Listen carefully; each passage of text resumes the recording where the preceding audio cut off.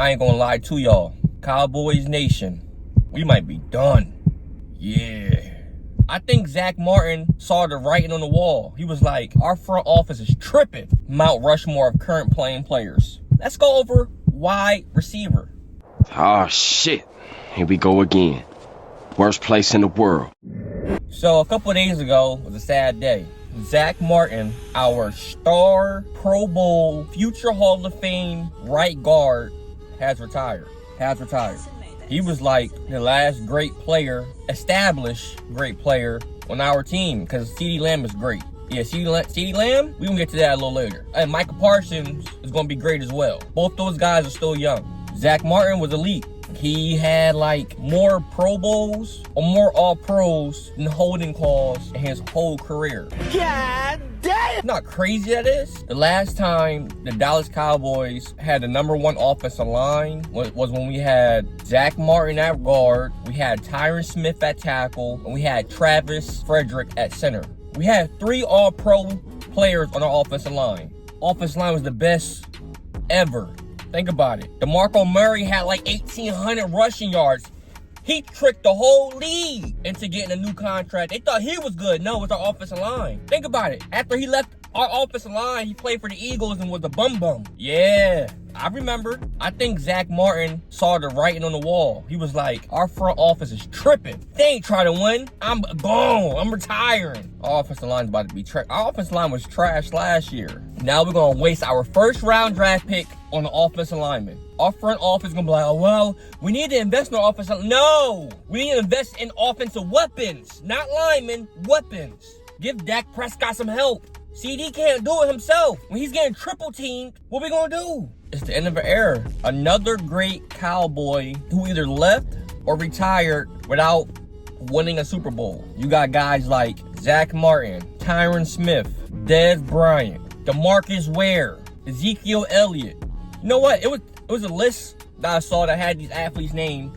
One name that was on there that I'm not agreeing with is Romo. I hate Romo because we had a chance to break the streak and make it to at least the conference championship, and Romo couldn't hold on to an extra point.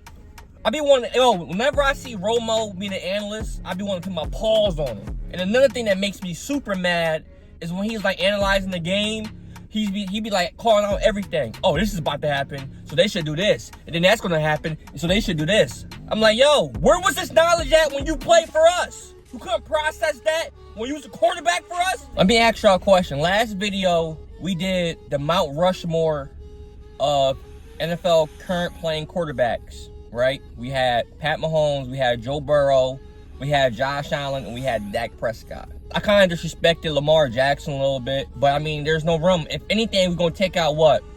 Josh or Joe Burrow for Lamar, right?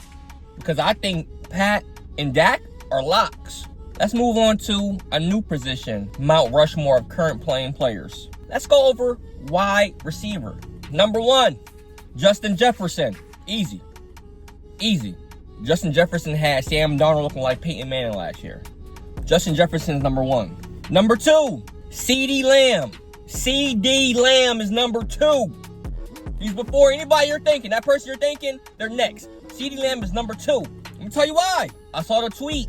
It had the most receiving yards for your first 5 seasons in the NFL. #1 was Justin Jefferson. Crazy stat.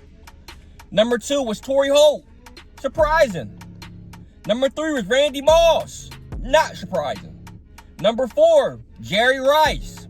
Not surprising. You know who #5 was on the list? CeeDee Lamb. Now, first thoughts, I'm like, yeah, I know my boy's on the list. I told you he was close to Justin Jefferson. And I said, oh, Justin Jefferson got over 1,000 yards more than CeeDee Lamb. I said, nah. Justin Jefferson putting that work. But you have to think, 30% of CeeDee Lamb games was played with a backup. 30% of those games was with a backup. Andy Dalton, Ben DiNucci, me. He had me out there throwing the ball to him. So you have to count that as something. But he will definitely be #2 on that list if he had Dak Prescott for his whole career thus far, his QB1. Justin Jefferson, CeeDee Lamb, #3. Jamar Chase. Jamar Chase just won a Triple Crown this past season, and he's the youngest to ever do it.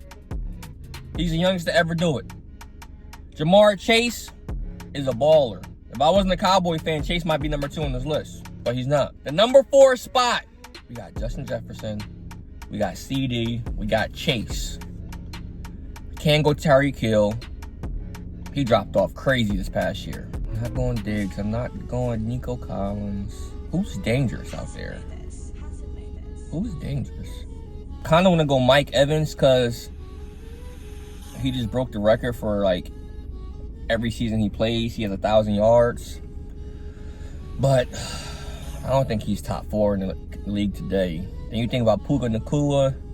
He's been going crazy his first 2 years. He's going to be in that list. For most yards, first 5 seasons, he's going to be in that list. It used to be Devontae Adams, but Devontae Adams looked crazy this past year after getting traded to the Jets. I mean, I might have to go that last spot. I might have to go Amon-Ra St. Brown. He's a dog. I think he was a first-team All-Pro. That last spot is tricky. But I'm going to go with the LSU boys and Justin Jefferson being on number 1. Jamar Chase being number 3. CeeDee Lamb is number 2. And I'll probably go St. Brown, man. I might have to go St. Brown.